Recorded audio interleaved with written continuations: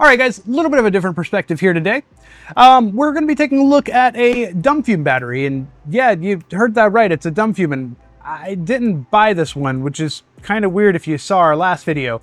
I will say you might want to stick around for this one. I've got some good consumer advice and some things that you definitely don't want to buy, as well as some things that can very easily burn your house down. So stick around for more of that.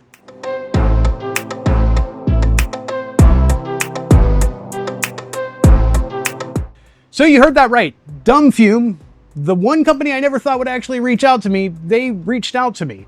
Dumbfume reached out about 4 weeks ago and said, hey, we've got a 314 amp hour giant 12 volt battery that we'd like you to test and review. We really like the reviews that you do.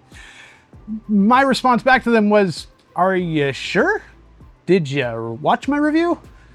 And the Dumbfume rep came back and said absolutely in whatever LLM they typed it into, and they love my content. So with that, I had given them a fair warning. They agreed to my terms on my reviewer policy, so I said absolutely. Send that bad boy over. I got a project I can use it in actually right now, and I'd love to tear it down and see what's inside of it. The fun on this battery didn't actually begin until we got into the high load testing. The low load testing that I ran on this guy was pretty uneventful. It did pull over 314 amp hours, so it actually pulled around 330 almost.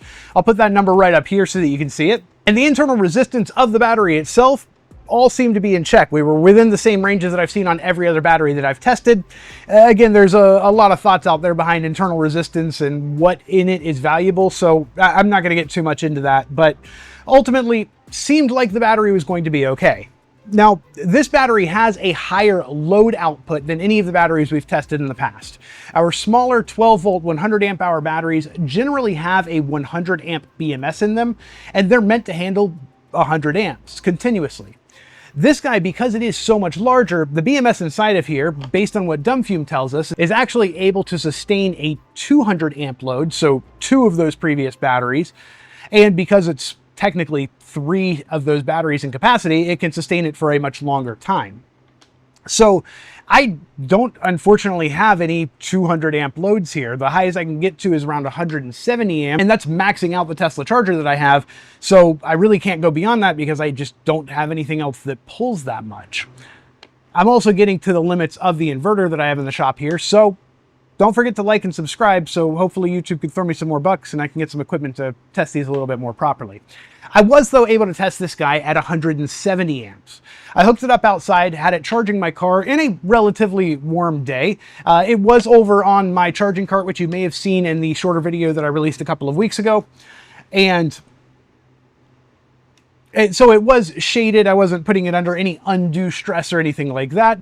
And I just wanted to see if it could pull that entire 170 amps for the full approximately hour and a half to 2 hours that it should be able to on here. I had it hooked up to my shunt, was checking it with my amp meter as well to verify that all of my readings were coming out correct. Everything looked great, so I walked my happy butt back into the warehouse and said, I'm going to chill for a while that runs outside in the heat. Now, about 50 minutes into that charging session, I went outside and just wanted to check on things. I wanted to verify that everything was still running properly, that I maybe didn't miss a notification from my car telling me the charging had cut off, and that we didn't have any issues with the battery or with my inverter. When I got out there, I noticed that the end of my battery cable, this is a 2/0 pure copper welding grade cable with an insulation that is good to around 150 degrees Celsius. This cable has the ability to pull around 300 amps continuous without breaking a sweat. So never was it ever a concern of mine that my cables would get too hot and potentially overheat or cause trouble with the loads that were pulling on these guys. What I noticed, though, was this right here. What you may notice here is not only a little bit of discoloration on this cable, but also the glue from the cable is not only squirting out, the glue from the heat shrink is not only squirting out here, but it's bubbled up as if it was boiling. Now, me being the genius that I am, saw boiling hot, high temperature glue and said, that's weird, let's see if that cable's hot. And I touched it. and immediately recoiled in pain because the cable was hot enough to immediately burn me. It didn't leave marks. I was smart enough to not grab it at least. But yeah, this guy was well over 175 degrees Celsius. The sheathing on the outside had already begun smoking and I could smell it. And like I said before, the glue here had already started to melt. Now, obviously, I was thinking what you're probably thinking now. We got another Battleborn situation and Dumbfume messed something up again. I want to stop you right there, though. It wasn't actually on Dumbfume. The battery performed remarkably.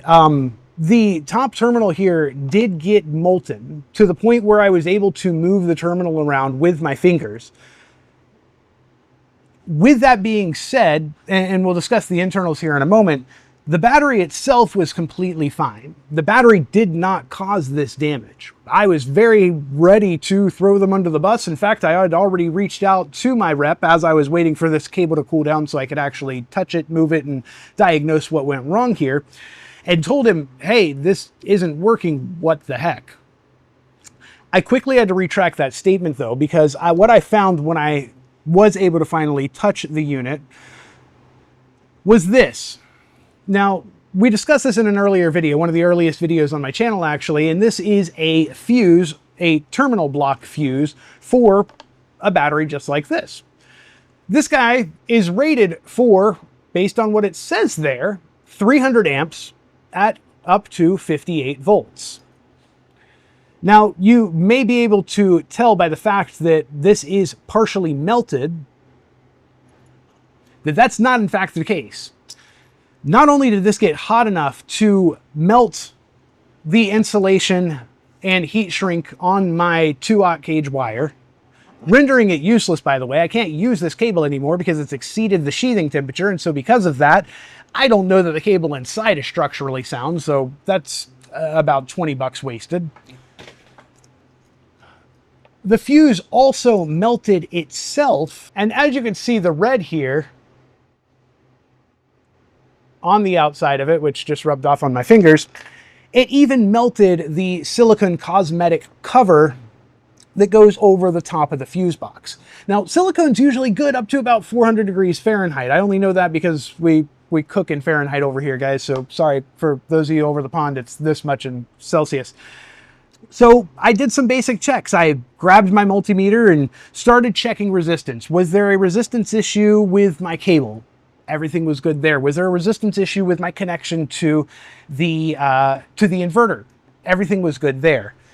I started checking out the resistance on the battery. At this point, I had torn the top off and taken a look, and fortunately, Dumbfume was smarter than me, and they used higher temperature gauge wire than I did. So their wire on the inside here is good up to 200 degrees Celsius, and because I didn't ever get or see that temperature on my thermal camera at the terminal here, the cable inside of here is still fine.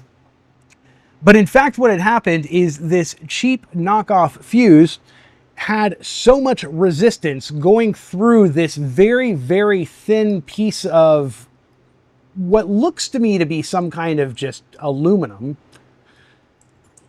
for those of that persuasion, which definitely is not rated to carry 300 amps. This is such a tiny piece of metal that I should have noticed this when I was putting it together. But frankly, you get to the point where you've got these marketplaces like Amazon and you go on them and somebody claims to have a product that can handle 300 amps and I expect it's going to handle 300 amps. Not the case here. Now you may be able to tell a slight difference between these two. Woo, there we go. Between these two fuses here, both in size and in just color and general aesthetic. On this side, I purchased from Blue Sea Systems, who is a reseller of commercial grade products. I purchased from them a Eaton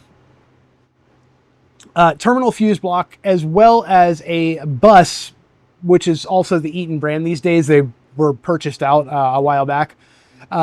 Fuse that is made actually for 300 amps.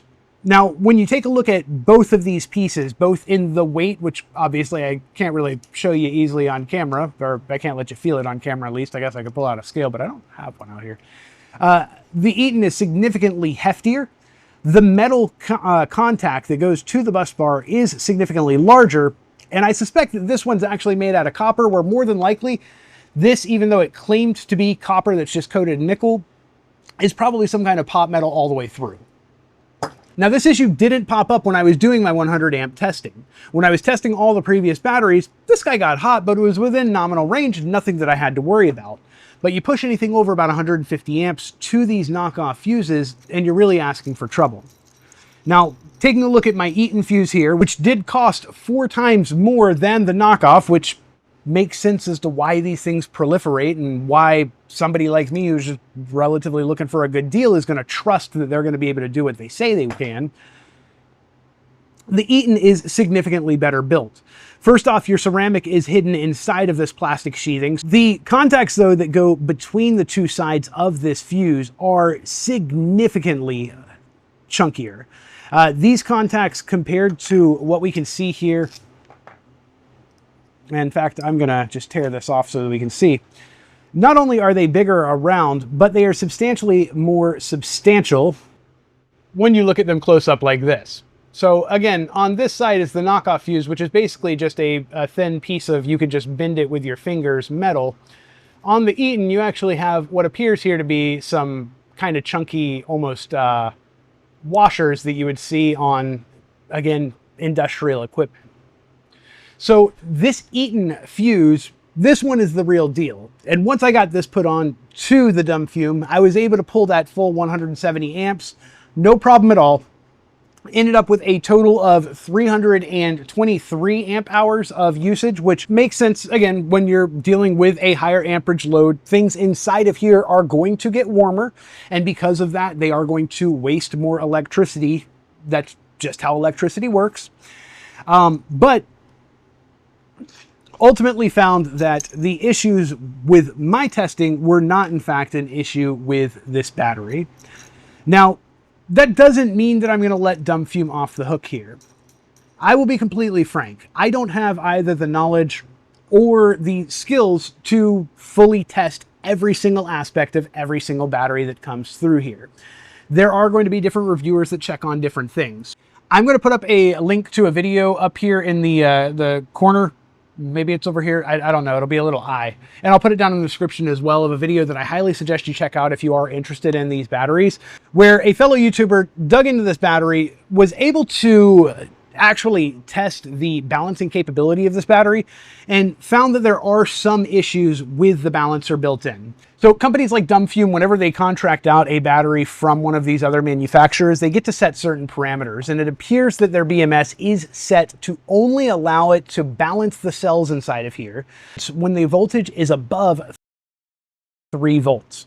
Now, nominal voltage on one of these batteries, max voltage is 14.2, but nominal voltage is around 13.2 volts. So when you take a battery off of the charger, it's going to very quickly drop down to around 13.2, where it's going to stay steady until it degrades to the point where it starts dropping drastically. In that case, unless you are using a charger that specifically has a float setting that will keep the battery above 13.2 volt capacity, the cells inside of here may never balance. Now, that could be really bad if you're using this in a solar system, for instance, where you're not either fully charging it throughout the day, or as soon as the battery bank is full, the solar system cuts the charge off of the batteries and just goes to feeding your home directly. That means that over time, the cells inside of this battery are going to start to lose track of one another. And you're going to notice that in a degradation of capacity, because ultimately the BMS is only going to allow one of these cells to either charge up fully or discharge fully before it cuts off that charge or discharge curve to try and protect the cells. Now, for me, that wasn't a concern when I did my capacity testing, because I use a Victron charger that does have a float setting that will keep this above that amount, and I left it that way for 3 days to ensure that it did have enough time to balance everything internally. And when I checked these batteries, they were all right on the money as far as the voltage spec came out. So because of that, I suspect that this one is probably in good shape for now.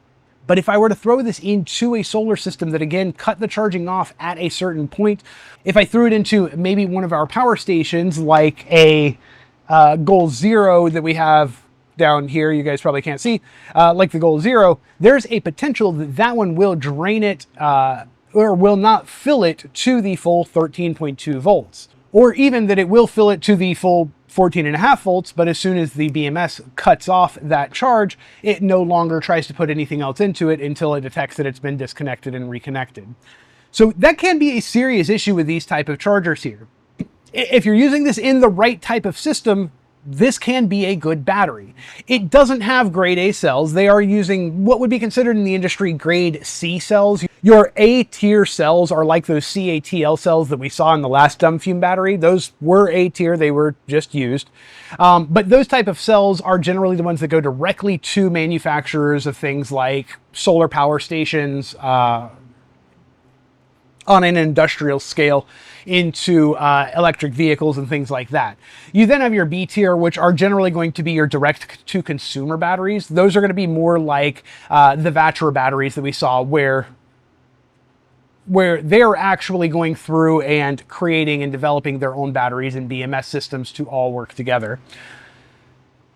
The grade C tier are, again, good batteries. They are generally going to give you the life that you would expect out of them. And the ones in here are brand new, which is very good. These were, based on the scans that I got off of them, these were developed around third quarter of 2025. So they're new batteries. They haven't been used. And they will give you a good long life. They're not going to take those extreme high loads. They're not going to handle maybe the output that an electric vehicle needs, but for a solar system in your home, for being able to push out the 200 amps that this BMS is going to allow them to do anyway, they are perfectly fine. So in this case, for the right scenario, I would say this battery is a buy. It's not going to fit in every scenario, and you really have to make sure you know what you're getting into. If you want a system that is just dummy proof and you want to be able to plug a couple things in and just have it run, go for those B tier cells. Those you can charge with practically any battery and they're going to be able to jump back from it. When you're going to go on the lesser expensive range of the batteries, you're going to have to make that up somewhere else. And generally that's going to come in a more advanced charging or solar setup. As long as you know what you're getting into, you can absolutely be safe. In this case though, make sure you're safe. Make sure that you grab legitimate and non-knockoff components. You might think it's just metal, like I did, and there's no way it's not going to work. You'd be sorely disappointed. And unfortunately, I learned the hard way, lost some money in the run, and now know that buy once, cry once, spend 40 bucks on your fuse instead of 11, and you're going to actually get the life out of it that you need, and you're not going to end up frying your batteries or your cables. So thanks again, Dumbfume, for letting me take a look at this battery. This is going to be going on my solar cart because it's going to take the place of 3 previous batteries and really simplify my wiring setup over there. So I look forward to using it for some time and reporting back to you guys how it works out. I do plan on here coming up very soon doing kind of a look back on some of the products that we have looked at and how they've worked for me, doing some testing on things like the solar panels that we've had that I have had out and running 24/7 at my home, charging up power stations. Got some interesting notes to come back to on the Veto Man saga, because yeah, that got interesting too. So yeah, we'll be getting to that pretty soon here. I've got, we're going from our largest battery this week to next week, our smallest battery. And then if you look in the background here, you may see some other things that we're going to be going over very, very soon. So thank you all for sticking around this late into the video. If you want to pick one of these up for yourself, you can take a look. I do have an Amazon affiliate link down in the description. Those links do change from time to time. Thank you so much for those that tell me that they change so I can go back and fix them. If you check out any of my much older videos, unfortunately, almost all of those links are broken and I'm working on slowly getting them updated. I had a server crash, lost a lot of information, and yeah, live and learn, stuff happens. It's nature of the beast. So thanks for all of you that have stuck around and stayed subscribed over the last couple of months where I really haven't been posting too much. I plan to pick up very, very soon here. You may see though that I'm starting to melt already here in the warehouse. It's getting a little bit warm and hopefully you don't hear my AC the entire time running here. But again, thanks for sticking around, guys. I'm going to go home, get this edited, hopefully get it out to you by Friday of this week so that we've got something to go on. And then I'm going to get back to some more testing. Thanks so much for sticking around.